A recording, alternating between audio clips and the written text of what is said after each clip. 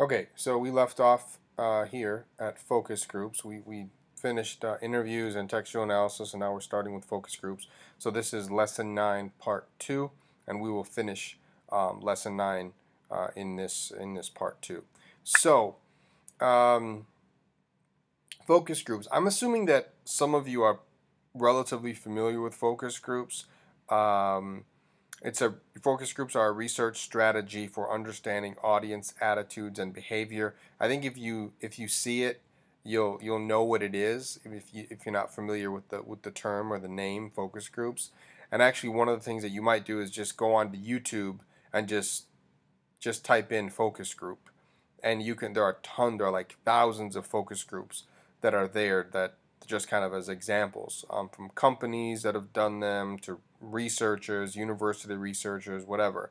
Um, but a focus group is really, it's a simple idea. You get 6, 7, 8, 9, 10, no more than about 12 people together, usually around some kind of a round table, right? So they can see one another, and they just have a controlled discussion that is facilitated by a moderator. The moderator focuses the discussion but leaves the participants, the focus group participants, to discuss and just have a natural discussion. Um, it's kind of like an interview, but it's like interviewing a bunch of people at one time. But the great thing about it is that, well, first of all of these people have the same interest. The conversation is focused, but most importantly, the people say stuff that feeds into the conversation, and people sort of feed off of one another. So if I'm just interviewing you one on one, that's it. You ask me a question, I think about it for a second, and then I answer based on whatever information is available in my head, whatever knowledge I have. But if somebody else is there and they make an interesting observation, something that I didn't even think of, now that might elicit something else from me. And that's what you'll see. Focus groups are very natural, they're very organic.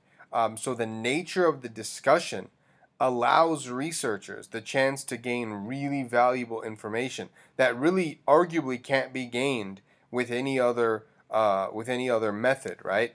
Um, the line of questioning is not rigid in a focus group, right? It's a discussion, but it's still focused. I mean, if they get off track, and that's one of the disadvantages, you might get somebody who just like wants to complain about something and just talk about themselves, right? You know those people that just will make everything about them, and they'll just start talking. That happens, and then so that's why you need a very skilled moderator, to kind of bring things back to focus. Focus groups can be conducted quickly. You want to do just one. Usually you'll get, if you have a research project, you have a research question, you might do 4 or 5 focus groups, right? This is very common in marketing and advertising. Companies will do focus groups when they're about to launch a new product. Before they launch it, they'll sit people down and say, "Hey, here's our new product. What do you think? What do you think? Does it feel right? Does it look good? Does it feel like does this look like something you'd be interested in?" And they just let people talk about the product. They'll do that with like if they're before they introduce a new commercial, they'll sit people down and say, "Hey, watch this commercial and tell us what you think." And people will just sit there and talk for an hour about the commercial, what they liked about it, what they didn't like about it. So they do research before they just launch. They don't just launch stuff haphazardly, right? They've done marketing research, and part of that is focus groups. They can be conducted cheap, but they're not always cheap. It depends on who you're doing the focus group on, like who the participants are. Um, if you're doing a focus group of doctors, and they do that, like medical supply companies, medical equipment companies, they design medical equipment. They'll sit down with doctors and say, "Okay, here, try this product. What do you think?" You can't, I mean, doctors aren't just going to be like, "Oh, yeah, I'll just come to your focus group." I mean, you have to pay them usually. You have to give them some incentive. And doctors make a lot of money. So it's like if you give a doctor a $20 gift certificate to Chili's, that might work for me if I'm doing a focus group at UNA. If I just said, "I'm going to give you a $20 gift certificate to Chili's," I bet I could get a lot of students to come and participate at my in my focus group.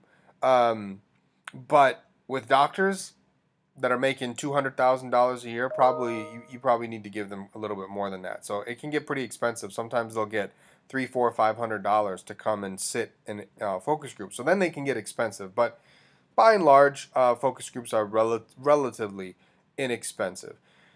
The disadvantage, as I said, somebody might dominate the discussion or take the discussion off topic. That's why you need a skilled moderator, right?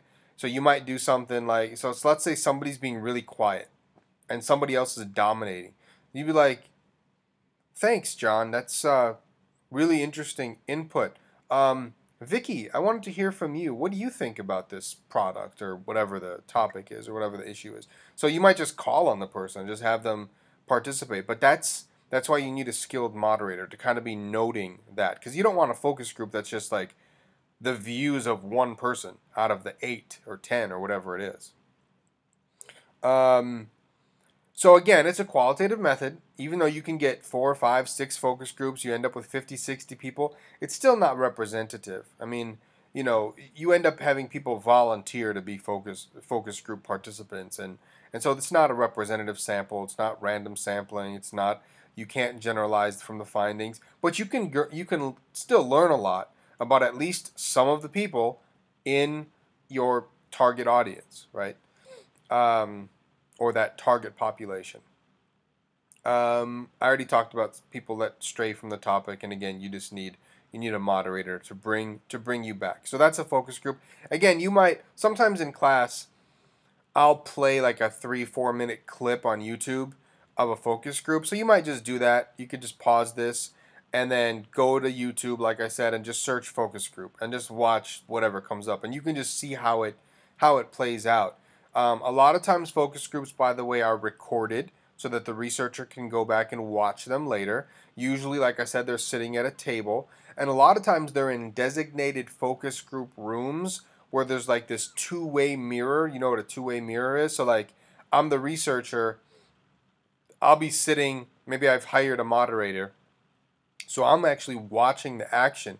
I'm sitting in this other room, right, like this control room looking thing, and I'm looking in on the people through this glass, right? But when they look at it, they can just see a mirror, right? So they can actually see me, but I can see them. That's very typical in focus groups. And a lot of universities have designated focus group rooms. Like I remember when I was at the University of Minnesota, we had a focus group room. So any researchers that wanted to do a focus group, it was all there. Like there's a camera set up, you just hit record and everything's recorded for you. You got the two-way mirror.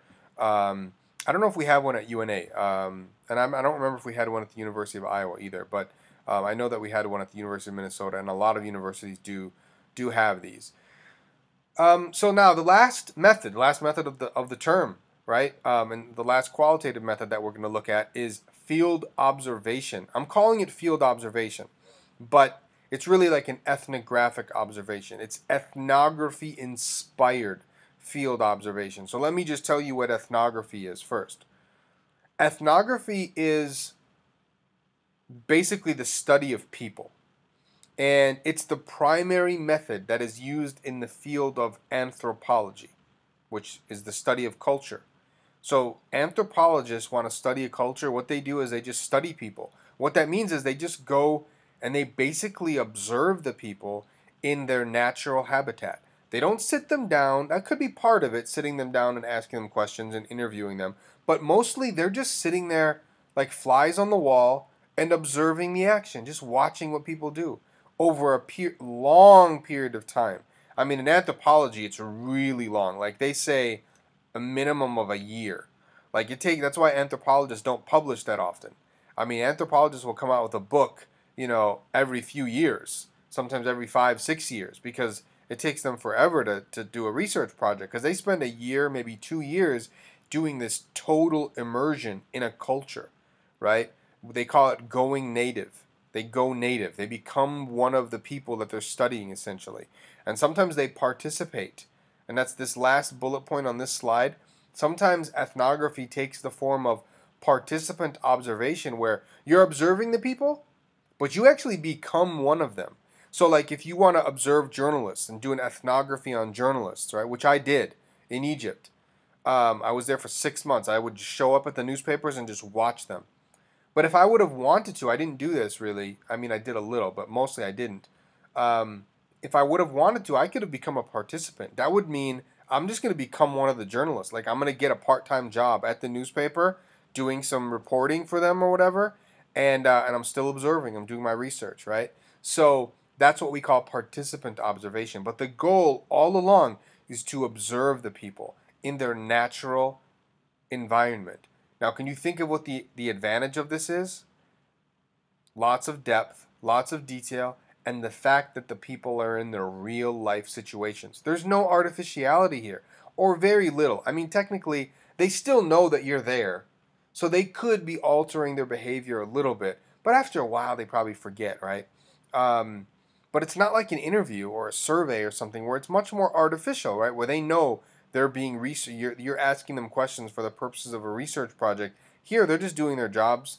A lot of times, they're not even aware that you're there. They're not even paying attention to you. They're just busy with their whatever they're doing. And people do ethnographies in anthropology. They do ethnographies on everything. They do ethnographies on journalists, like in our field. But in anthropology, they'll do ethnographies on cultures in Asia and Africa. They'll do on cultures in Europe, tribes. They'll do it on, specific groups like women in Utah, right? Mormon women in Utah. They'll do ethnographies on drug dealers. They've done ethnographies on gang members in the United States, like gang culture. So they'll do an ethnography. They've done ethnographies on sports, on the athletes, right? So you can do an ethnography on any particular group. Again, the key is it occurs in a natural setting. That's very, very important. It involves prolonged immersion. You can't say, hey, I'm doing an ethnography for a week. I mean, it can't be a week. It's got to be a long period of time. Which is why, by the way, even though for my dissertation, let me just go back. In my dissertation, I spent 6 months at these newspapers in Egypt, but I still did not call what I did an ethnography. I called it ethnography-inspired field observation. And that's why I'm calling this section field observation, or you could call it ethnography-inspired field observation if you want. And the reason I do that is because I wasn't there long enough. Anthropologists would be offended if I said I did an ethnography because I was there for 6 months. Many of them would be offended by that because they do prolonged immersion. They go native. They'll spend, usually that's kind of a guideline, a minimum of about a year to study the culture. And again, these anthropologists, when you do an ethnography-inspired field observation or an actual ethnography, I mean, you're reading a lot, you're studying the culture, you're reading the literature, you understand theory. I mean, you're a researcher. So your observations are informed by some theory or some theoretical perspectives. Some of the most interesting work I've read is ethnography. I mean, it's not even my field. I mean, but I took an anthropology class during my PhD program. It was actually a feminist ethnography class. So we just read a bunch of ethnographies about women. I think we read it was like one book. It was really intense. We had to read like a book a week, and it was like 15 books over the course of the semester, and it was really, really interesting. Just some tremendously interesting books that have been written, and so that's just, if nothing else, that's something for you to do. As you're learning, you could go check out an ethnography from the library, or drop me an email and I can recommend some, maybe some of the ones that I read. They're not necessarily related to media. Some are tangentially related, but they're not exclusively related to the mass media. In any case, here are some key questions that you want to ask yourself whenever you're going to go out and do participant observation or field observation, ethnography-inspired field observation, or whatever. What do I want to find out about these people? Why am I going there? Why am I going to study them? What am I trying to learn? Is there some question that I want to answer? Is there some problem that I hope to solve?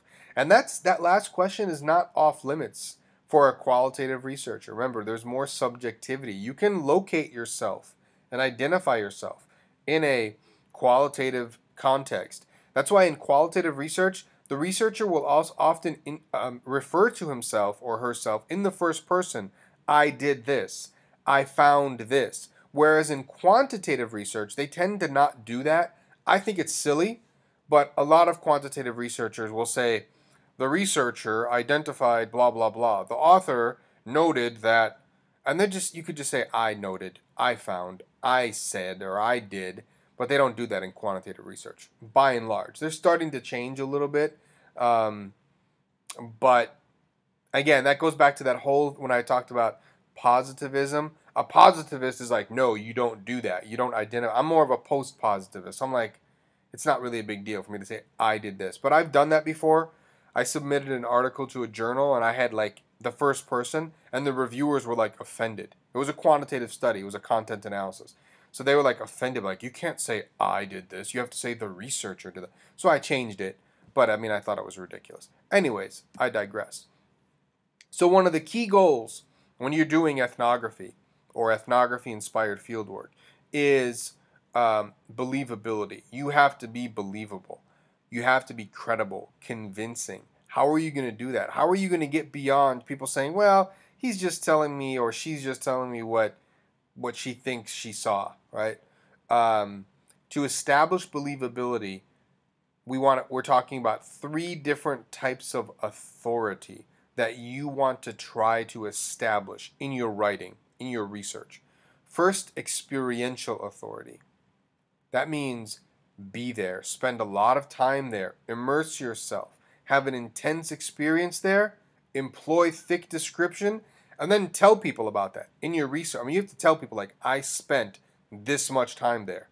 Like, I became a part of that culture, whatever. I observed for this amount of time, and describe it in excruciating detail. That shows people that you have experience. That establishes that experiential authority. The second kind of authority is this interpretive authority. So more recently, see, back in the day, people would just say, there's only one kind of authority that I have to establish, experiential authority, and that's it. But more recently, people are saying experiential authority is a weak indicator of authority. Experience by itself is a weak indicator of authority. So now it's more about textual interpretation. Treat the culture as a text and give a convincing interpretation, right?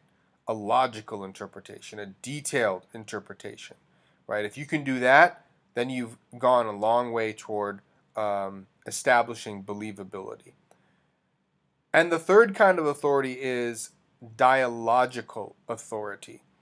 And here's where you want to try and portray a dialogue between the researcher and the informant. I shouldn't say subject there. It should say informant, right? Remember, in qualitative research, we don't generally like to use the word subject. So what do I mean here? Don't just keep saying, I found this, I observed this. I actually bring into play the voice of your informants. So quote them, for example, a lot. That's not in this. Sometimes it's bad to overquote. It's generally not bad to overquote in an ethnography, unless it's just all quotes. I mean, you have to make sense of it. Like, you have to say, like, you have to have your own words there. I mean, you can't just have a bunch of quotes slopped together on a page. That doesn't make any sense. But it's good to quote and quote a lot, because that establishes dialogical authority. Because now people are looking at your study and they're going, you know what?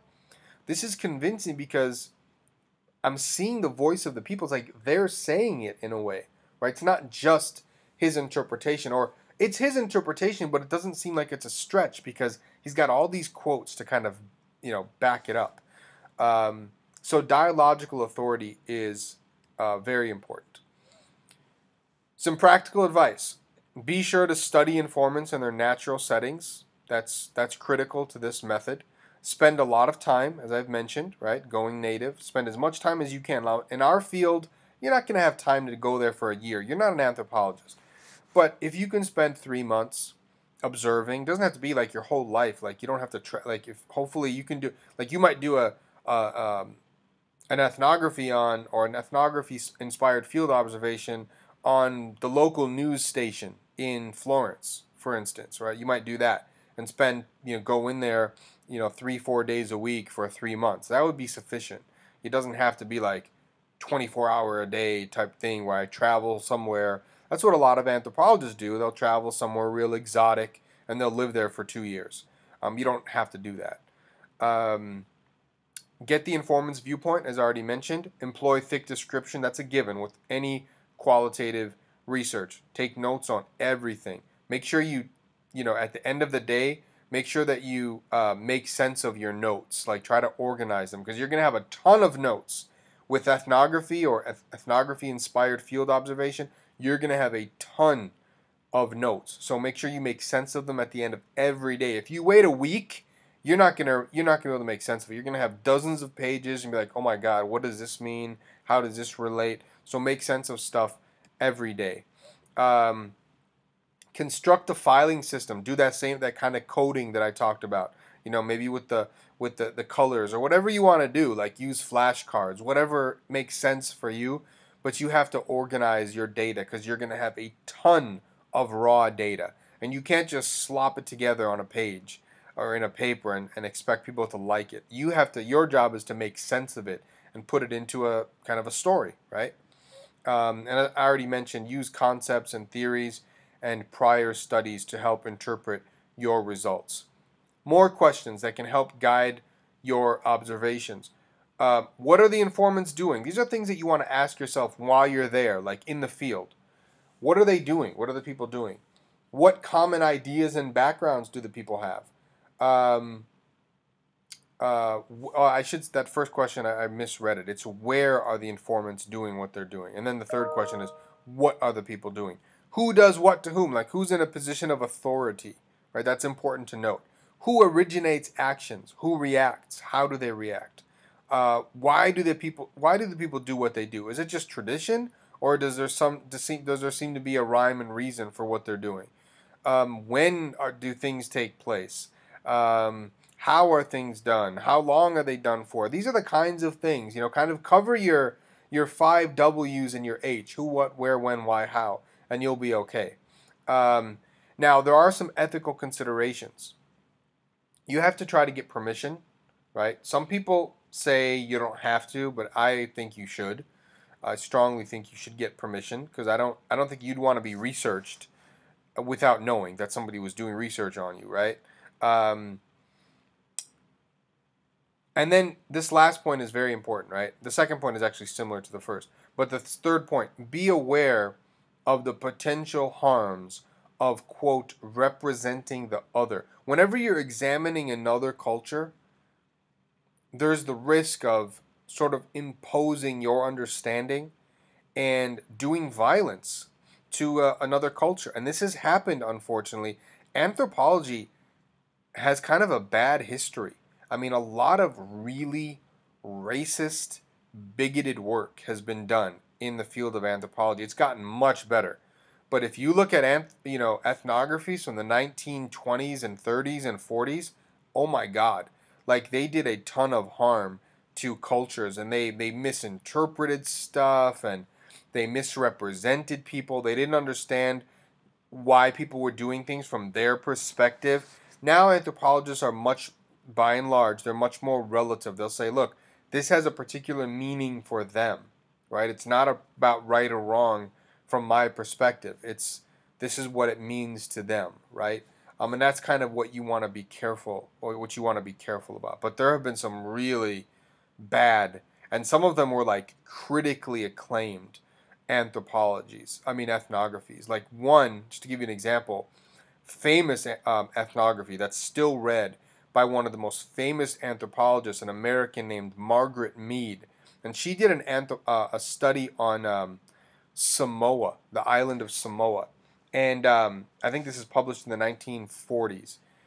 And she did a lot of violence to this culture. Like, she just portrayed them as, like, basically backward kind of savages. And then, like, 20 years later, somebody, like, went back and went through her data and went back to Samoa and actually talked to some of the people that she talked with and found something very interesting. First of all, Margaret Mead had only spoken to 2 primary informants, And they both admitted that they were just embellishing stuff, that they were just kind of making stuff up a lot of the times to make it more interesting. And she ended up grossly stereotyping. When people went back to Simone, they're like, man, it's really not like the way Margaret Mead described. And this is like 20 or 30 years after her book, and I think she had already died. But that's just an example. So she did a lot of violence with that book on Samoa, and there are many other examples. So you have to be careful with that, with ethnography and with this kind of ethnography-inspired field observation. So that's it. That's qualitative methods in a nutshell. That's lesson 9, part 2. As always, let me know if you have questions. Study hard for the final exam. The final exam will emphasize material from after the midterm, but there'll be some stuff from before the midterm, as I mentioned. So for all intents and purposes, you should go back to all the material and study it all, and then let me know what questions you might have. Feel free to email me questions. Feel free to set up a Skype appointment. We can go through some stuff before the final, and make sure you're continuing to work hard on your final projects. I'm looking forward to reading those.